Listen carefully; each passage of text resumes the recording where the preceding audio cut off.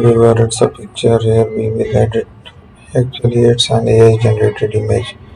We will edit it manually. I will make a selection over that character. Go to the filter gallery where we will find the different options to make a realistic art here. Stylize it, add some texture there, square size, add it, cell as well.